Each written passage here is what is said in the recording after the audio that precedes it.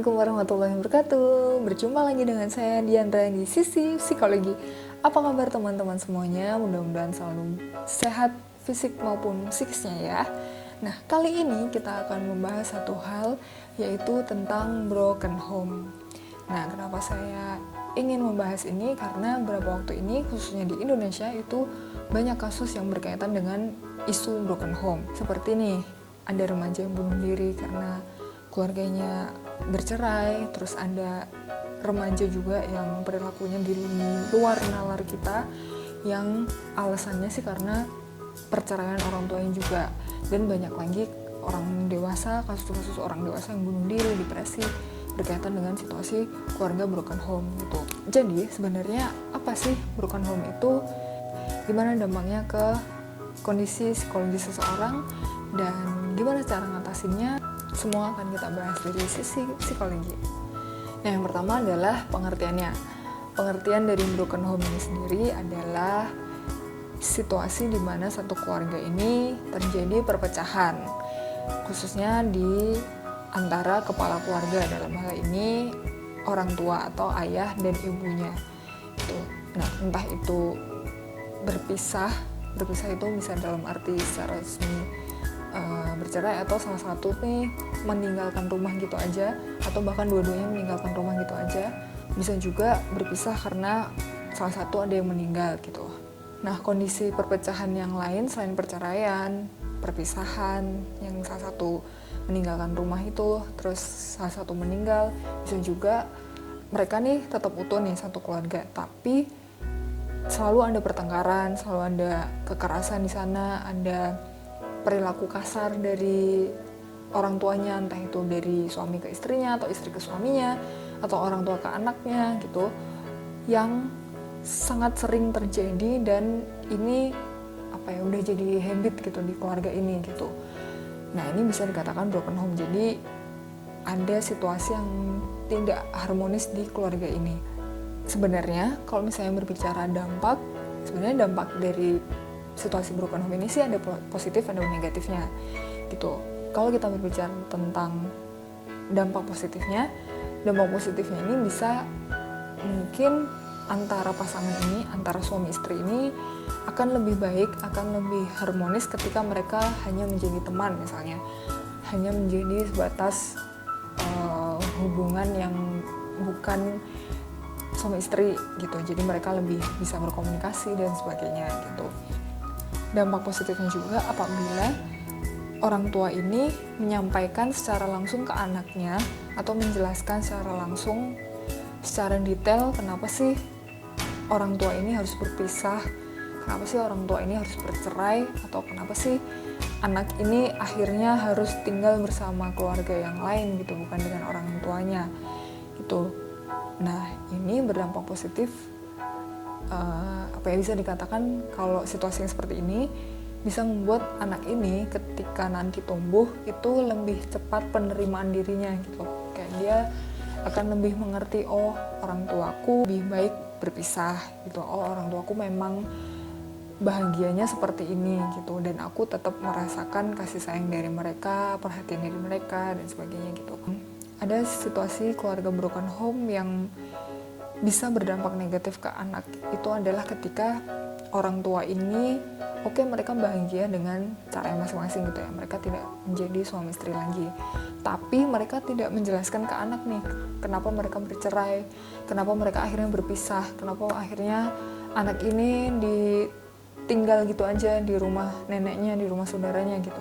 Kalau misalnya mereka pergi gitu aja tanpa menjelaskan, nah ini yang bisa memunculkan dampak negatif ke anak tersebut ketika sampai tumbuh dewasa gitu. Situasi yang lain juga yang bisa berdampak negatif, misalnya ada yang pertengkaran nih di lingkungan rumah ini, di keluarga ini. Seperti yang saya katakan tadi, misalnya ada pertengkaran, ada kekerasan di sana, ada perilaku kasar dari ayah ke ibu, atau ibu ke ayahnya, atau ke anaknya, dan anaknya ini sangat sering melihat secara live gitu, secara langsung, bahwa orang tuanya bertengkar, orang tuanya eyel-eyelan, orang tuanya mungkin juga ada kata-kata menyalahkan. Itu anak ini melihatnya secara langsung, dan ini akan terbawa oleh si anak ini sampai tumbuh dewasa gitu.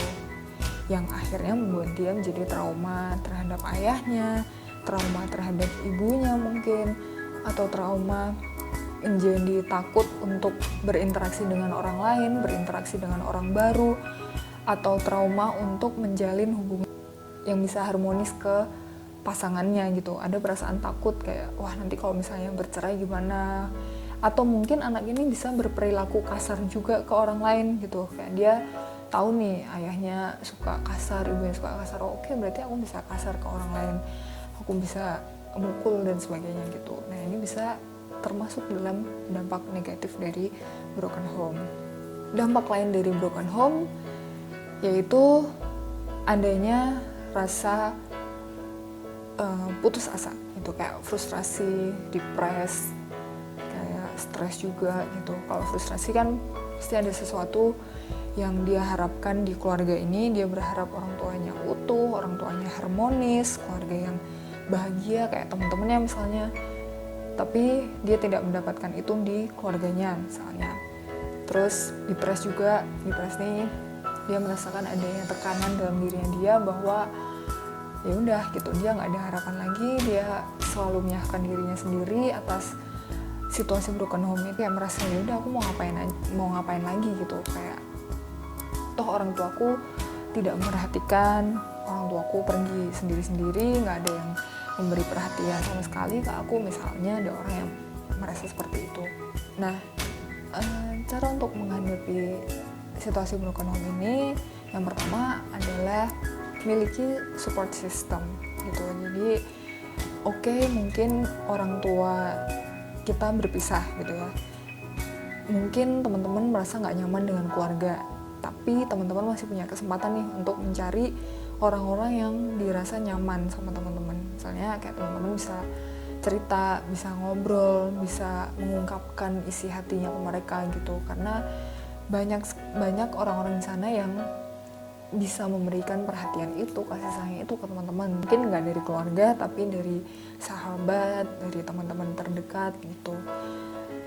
Yang kedua adalah tetap lakukan aktivitas yang bisa mengembangkan diri teman-teman. Misalnya nih melakukan hobi, atau bekerja, atau tetap kuliah, sekolah, dan sebagainya. Jadi teman-teman tetap fokus ke masa depan teman-teman nih, pengen jadi apa, misalnya pengen jadi dokter, pengen jadi orang yang sukses. Nah, kita fokus ke sana untuk menghadapi tujuan ke sana gitu. Nah, luangkan waktu juga untuk melakukan hal-hal yang teman-teman sukai nih. Misalnya teman-teman suka menggambar, teman-teman bisa gambar dengan senang hati, mengekspresikan emosinya ke sana. Mungkin susah cerita ke orang, tapi teman-teman bisa gambar di sana dan sebagainya. Mungkin ada hobi-hobi lain, olahraga dan sebagainya gitu. Nah, di sisi lain, sekarang gimana cara kita mengetahui teman-teman kita yang mungkin sedang bermasalah dengan situasi broken home gitu. Jadi mungkin orang tuanya baru aja bercerai, atau mungkin dia masih ada trauma-trauma masa lalu yang dia tunjukkan ke kita, ke teman-temannya gitu. Nah, yang pertama adalah kita coba pelan-pelan pahami kondisi dia gitu. Misalnya dia tiba-tiba murung, tiba-tiba ada perilaku yang berbeda gitu, misalnya jadi gampang nangis, gampang sedih, atau sensitif dan sebagainya. Kita coba pelan-pelan pahami itu. Yang kedua, ketika kita udah paham, kita cari tahu kan nih situasi apa sih yang bisa memicu dia atau membuat dia sedih, dia murung dan sebagainya gitu. Nah, kita udah tahu, kita paham situasinya apa aja, kita coba nih untuk mengajak teman kita ini untuk sedikit terhindar dari situasi yang menimbulkan stresnya dia gitu. Misalnya dia trauma dengan cowok misalnya, berarti kita coba untuk pelan-pelan mengurangi dulu intensitas dia dengan laki-laki, tapi kita tetap temanin dia, kita tetap ngasih tahu dia benernya logisnya nih gimana sih kalau misalnya kita di posisi dia gitu, tapi kita terus-terusan menghindari laki-laki, kira-kira gimana sih efeknya. Terus misalnya apakah semua laki-laki itu seperti ayahnya misalnya, atau seperti apa. Jadi kita tetap mengajak dia untuk berpikir logis gitu. Terus intinya sih kita menjadi pendengar yang baik. Menurut saya ketika ada orang yang bercerita ke kita, ada teman yang bercerita ke kita, berarti kita ini adalah salah satu orang yang dipercaya oleh dia gitu. Nah, tugas kita berarti kita mendengarkan setiap ceritanya dia, kita menanggapi setiap ceritanya dia, dan kita tahu nih yang dia harapkan dari dia bercerita itu apa. Dia hanya butuh cerita, kita mendengarkan, atau memang butuh advice untuk dia bertindak gitu. Kita coba pahami pelan-pelan di sana. Jangan menghakimi, jangan membuli, jangan menyakiti gitu. Berikutnya, dimana kita tahu bahwa orang-orang di sekitar kita atau teman kita ini ternyata sudah menerima situasi broken home yang ia alami. Nah, sebenarnya penerimaan diri seseorang ini ada beberapa faktor atau ada beberapa penyebabnya. Yang pertama, dari usianya, dari kegiatannya atau pekerjaannya, cara dia berperilaku, dan juga cara dia berinteraksi atau merespon hal-hal yang berkaitan dengan hal tersebut, dengan situasi tersebut gitu. Nah, kita urai nih, misalnya dari usianya ini kira-kira sekarang udah berapa tahun nih, udah berapa puluh tahun jaraknya dari situasi broken home itu gitu. Mungkin memang masih merasakan dampaknya, tapi tingkat keparahannya sekarang sangat sedikit atau sangat jauh lah dibandingkan yang dulu-dulu, misalnya seperti itu. Terus dewasa, karena dia sudah dewasa juga, misalnya umur 25 tahun ke atas, 30 tahun ke atas, itu bisa dianggap kayak orang ini bisa menerima situasi yang terjadi mungkin sudah lama gitu.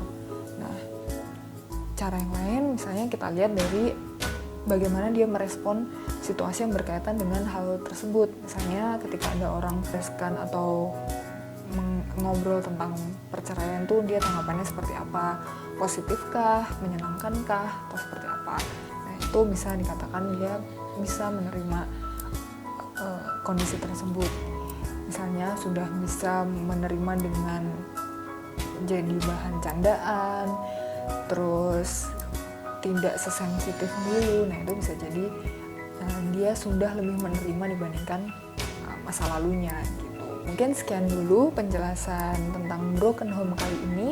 Kalau misalnya teman-teman ada pertanyaan, silahkan langsung ke kolom komentar di bawah atau ke Instagram Sisi Psikologi. Jangan lupa follow dan juga subscribe channel Sisi Psikologi. Tinggal klik aja di bawah. Terus jangan lupa like kalau misalnya teman-teman suka, dan share video ini ke teman-teman yang lain supaya teman-teman yang lain tahu juga nih bahwa banyak hal bisa dibahas dari Sisi Psikologi. Sampai ketemu lagi di video selanjutnya teman-teman. Terima kasih. Assalamualaikum warahmatullahi wabarakatuh.